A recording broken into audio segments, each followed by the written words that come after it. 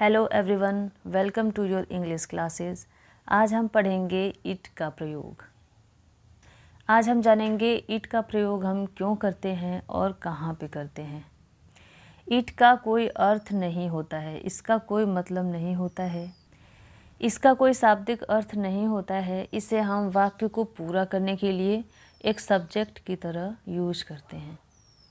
इसका प्रयोग आप लोगों ने कई जगह देखा होगा, जैसे समय बताने के लिए, मौसम बताने के लिए, प्राकृतिक घटनाओं के लिए, और यहाँ तक कि प्रोनाउन में भी हम लोगों ने कहीं कहीं देखा होता है इट का प्रयोग। इसका प्रयोग लिविंग थिंग और नॉन लिविंग थिंग दोनों में ही यूज हो सकता है।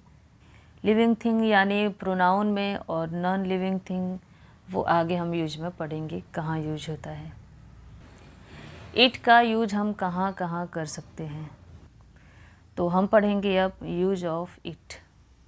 इसका प्रयोग हम दिन के साथ भी कर सकते हैं, टाइम के साथ करते हैं, मंथ महीना के साथ करते हैं, और डेट बताने के लिए करते हैं, और नेचुरल इवेंट यानी कि प्राकृतिक घटनाओं के साथ इसका प्रयोग हम करते हैं। हिंदी में तो हम कोई भी वाक्य बोल सकते हैं कि आज सोमवार है या शाम हो गई है, लेकिन इंग्लिश में बनाने के लिए हमें सब्जेक्ट, वर्ब, ऑब्जेक्ट इन तीनों का ध्यान रखना होता है। सब्जेक्ट भी होना ज़रूरी है, और ऑब्जेक्ट भी होना ज़रूरी है, और वर्ब भी होना ज़रूरी है। तो इन तीनों का योग बना के हम सेंटेंस को पूरा कर सकते हैं। तो इसीलिए हमें सब्जेक्ट वाक्य को पूरा करने के लिए इट का प्रयोग सब्जेक्ट के रूप में रखा जाता है। आइए हम आगे पढ़ते हैं। पहला है डे यानी कि दिन। टुडे इज़ संडे, आज संडे है, तो इसे हम इस तरह भी लिख सकते हैं टुडे इज़ संडे, और इसे इट के साथ भी प्रयोग कर सकते हैं, it is Sunday today. It को हम सब्जेक्ट की तरह यूज करते हैं, और उसके बाद जो हेल्पिंग वर्ब जो भी आना रहता है वो हेल्पिंग वर्ब उसके बाद यूज होता है। दूसरा है टुमारो इज़ हॉलीडे, यानी कल छुट्टी है, इट इज़ हॉलीडे टुडे। इसका प्रयोग हम इट का प्रयोग शुरू में स्टार्टिंग में लगा के करते हैं। टाइम है, समय, टाइम हो गया है, कोई भी आपसे समय पूछे तो हम बता सकते हैं कि भाई इट इज़ 5 o'clock, यानी कि 5 बज गए हैं। इट इज़ इवनिंग, शाम हो गई है। तीसरा है मंथ, यानी कि महीना। महीनों के नाम बताने के लिए भी हम इट का प्रयोग करते हैं। It is the month of July, यानी कि जुलाई का महीना है।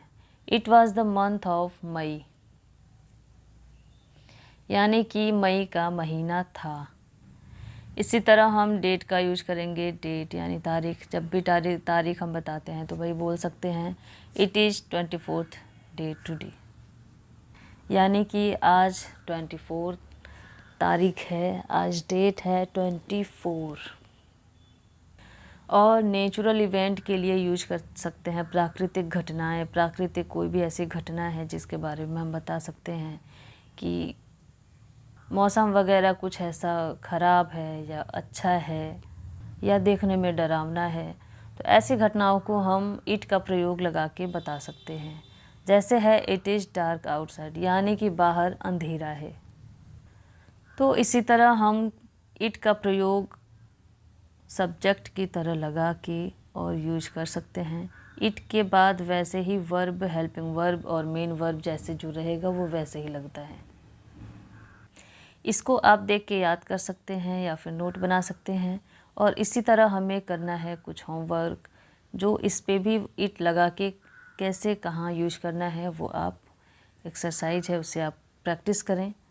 प्रैक्टिस से जो भी आपका डाउट होगा वो क्लियर हो जाएगा।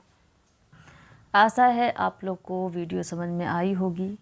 अगर आपके लिए हेल्पफुल रहा होगा तो हमारे क्लास में बने रहिए और चैनल को सब्सक्राइब कर दीजिए, ताकि आगे आने वाले हर वीडियो आप तक पहुंच सके और आप पढ़ सकें।